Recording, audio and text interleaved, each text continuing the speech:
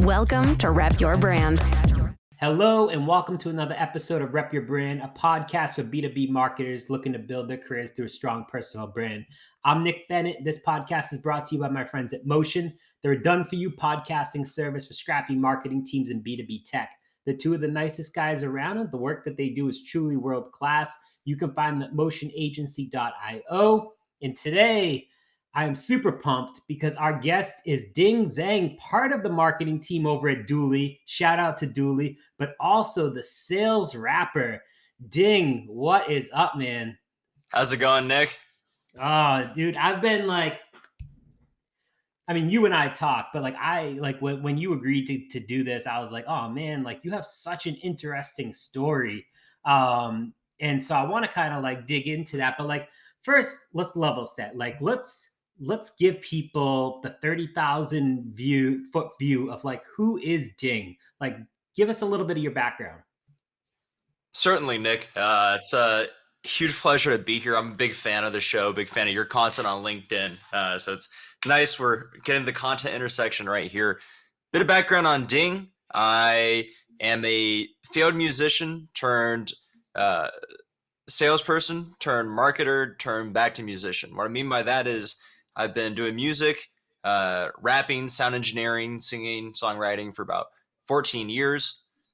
Took a brief hiatus in between as I was graduating school, put the music career on hold, wasn't working out at the time, went into sales, transitioned towards more of a SaaS type of role, eventually changed careers again, lost my job during COVID, and that's when I stumbled into the world of B2B marketing, personal branding, and now just along this journey I've been able to re-leverage the music side, the rap side, back in to make really differentiated, highly differentiated, tailored, interesting content for B2B brands. I love that. And so, it's interesting because I feel like between you and Ryan, the whole team over at Dooley, I feel like you guys just put out music videos all the time. I'm that's a requirement. I'm just kidding.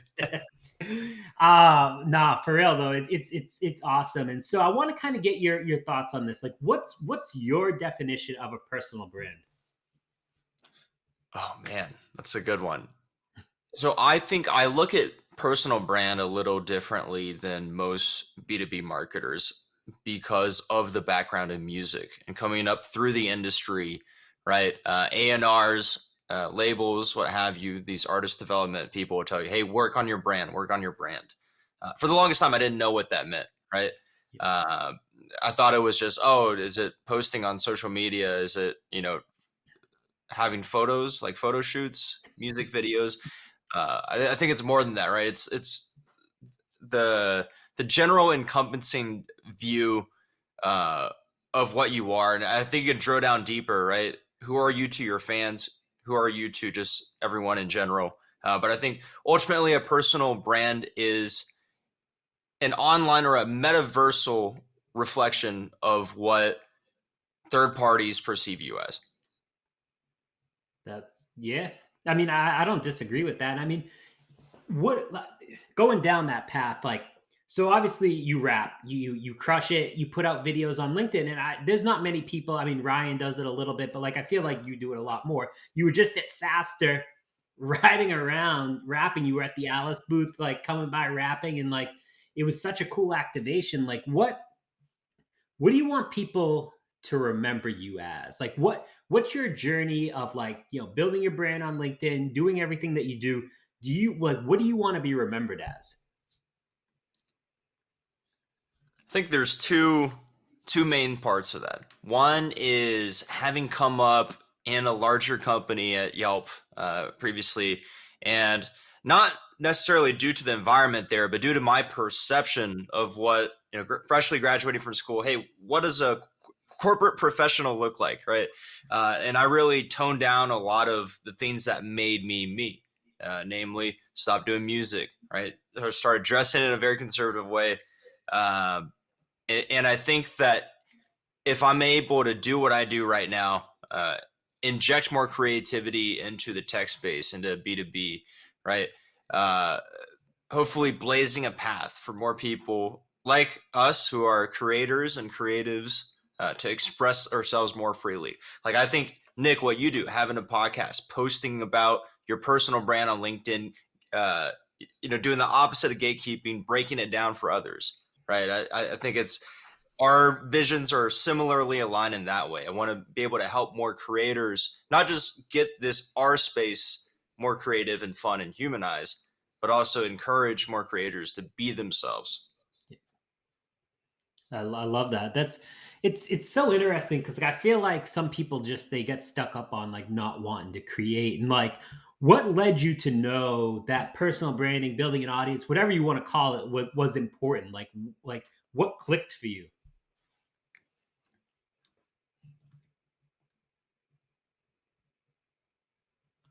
Let's say, interestingly, there's two pieces of that. So there was a point in my AE journey where I sold against a couple of products with very strong brands in our ICP, which made prospecting difficult during that time as a competitor with a strong, a weaker foothold in terms of brand awareness and kind of value association, if you will. Uh, so from a seller's point of view, it very firmly ingrained that into me. So now as a marketer, right, I could reflect back on my sales experience, say, hey, this stuff is important. Here's the right way to go about it, right, in a way that's conducive towards pipeline, towards close one revenue. Uh, from the musician's angle, I would say that the biggest needle mover was seeing, because over a decade plus music career, you have a lot of friends, connections that come and go, right? And the ones that stick, the ones that are successful, one very prevalent trend that I've noticed is they've all done a good job of building their brand, cultivating their audience and community. Yeah. Yeah. I mean, it's you bring up a good point about community too. It's like, I mean, we're both active in a lot of communities that are out there, and it's like, do you feel that like building a personal brand for yourself is do you think community and personal brand truly go together? Like, can you have one without the other? I mean, you can, but like, do you feel like it's more beneficial to have both collectively working towards like that one goal? I think you can have a brand without community, but to have a personal brand, community helps a lot, Yeah. because I think a personal brand, it goes beyond, hey, who's the sales rapper, right? Or who's director of ABM field marketing at Atlas, right? It's who's Ding and who's Nick. And I Right. think that's the power of the personal brand. Yep, absolutely agree. What are your thoughts on staying niche with the content that you post? Like, I mean, obviously, I mean, I feel like between Twitter and LinkedIn, you kind of like you go hard on like some things, and it's just like it's nothing wrong with it. Like me, like I try to kind of like sometimes not go as crazy, but like I don't know. Like, what are your thoughts on like that? Like staying niche. Like, how can marketers carve a path for themselves, especially as more people get active on LinkedIn? Say. Right. I think niching is obviously very important, uh, especially when you're starting out. Yeah. I've tried a jack of all trades, master of none approach in the past, and it's a bit tough to do that without traction. I'd say the more of an audience you have, more of a community you've built up already, the more leeway you have to be experimental or try different things. Just not in the sense that it's less of a you earn the right to do it. It's more that you have the sample size to effectively test, right? If you have a very small audience, it's not following you, you might not always get an accurate representation of what the audience that you're trying to serve is looking for.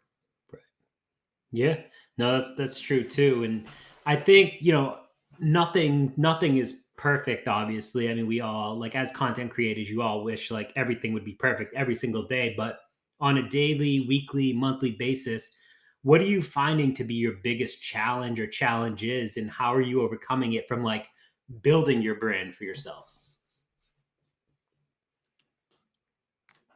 Hmm.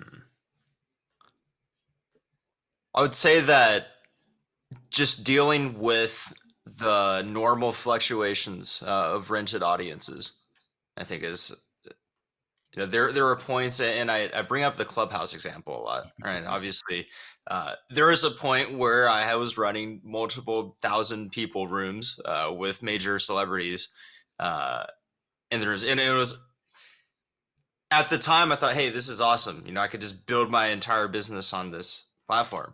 But as usership rates change on that third party app, right, where I don't have access to uh, that much of the audience anymore, it's now kind of a defunct lead channel for me, Yeah. um, which is fine. But that's year two growing pains, right? And then now figuring out how to uh, at least diversify or circumvent any pitfalls of being too closely attached to any platform.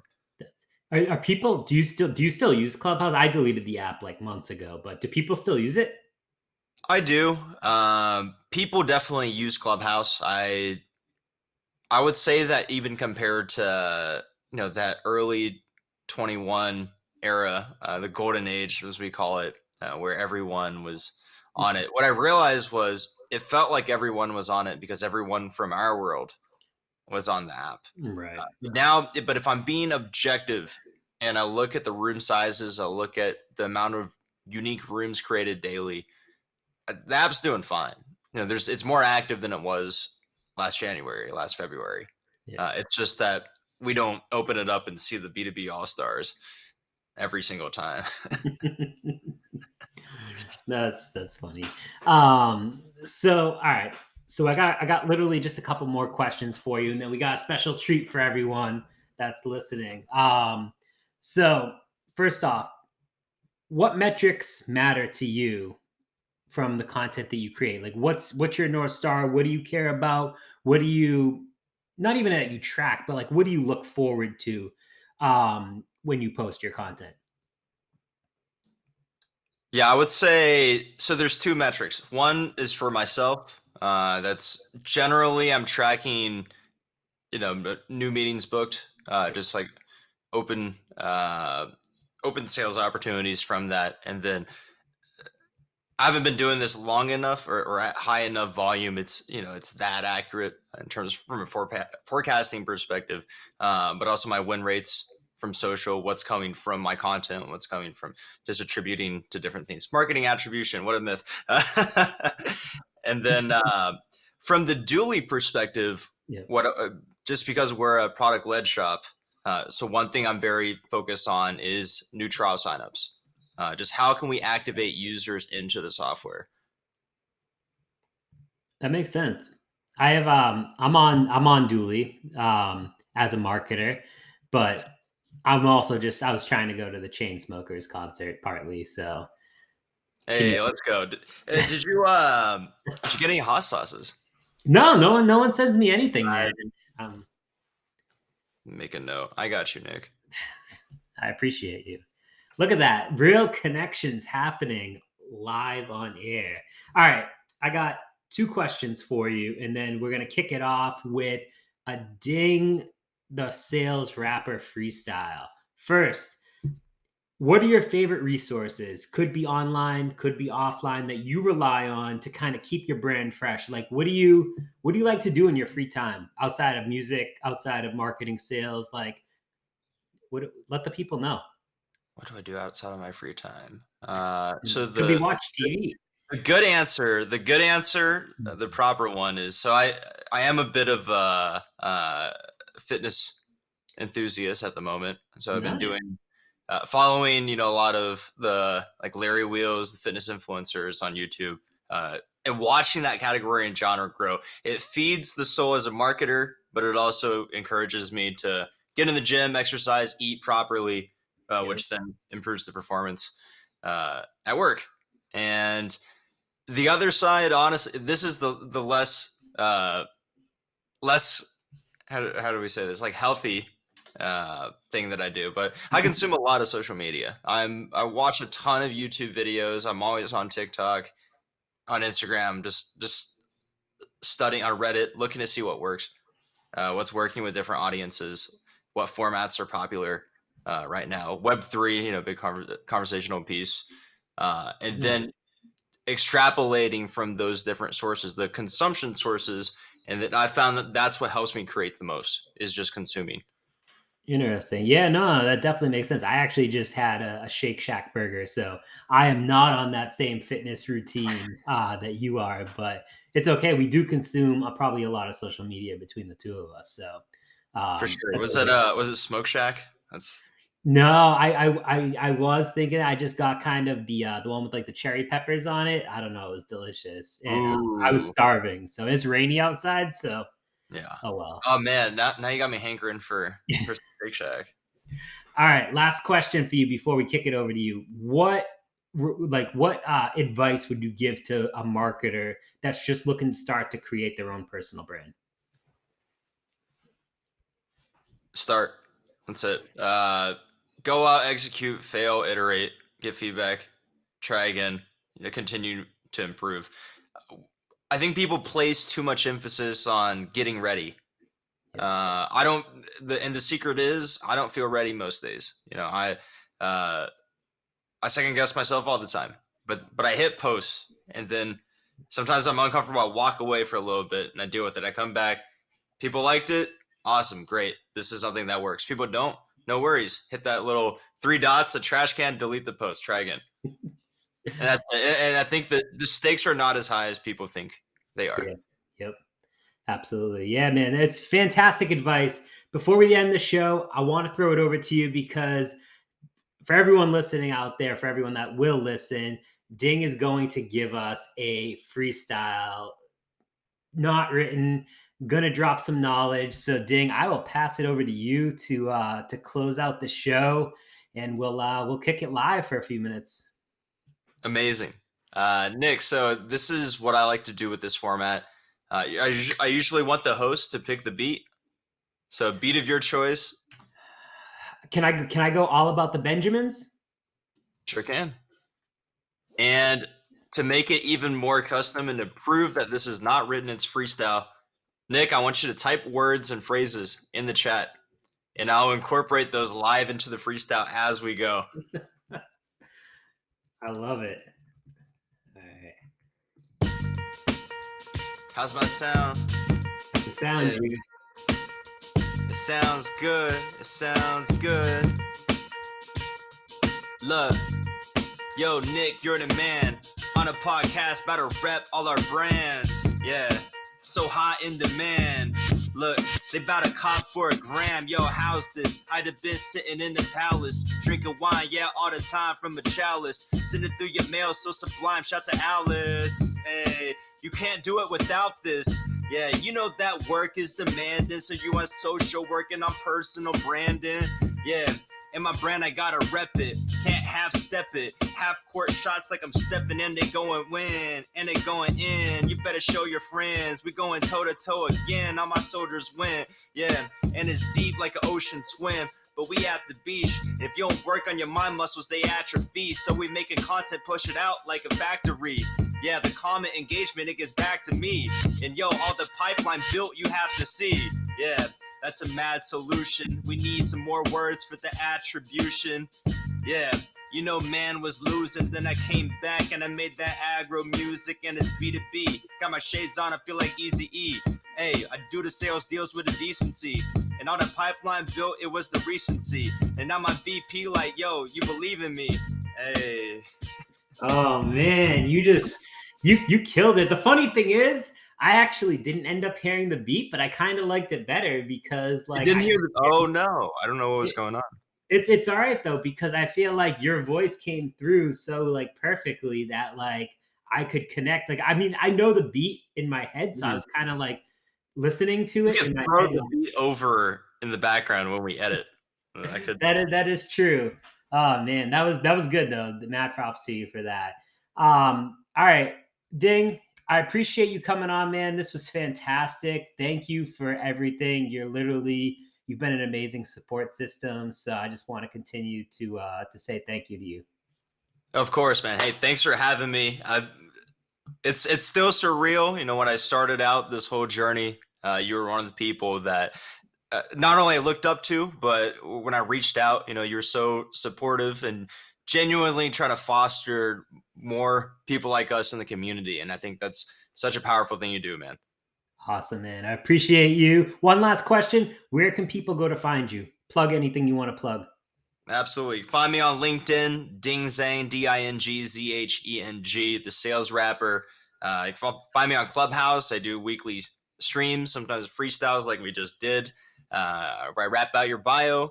And yeah, Ding Raps on Instagram. If you're looking for some fun, creative content for your B2B or e-commerce service offering, hit me up. We'll do a little rap. It'd be a good time. Nice, man. I appreciate you coming. Thank you again. Thank you, Nick.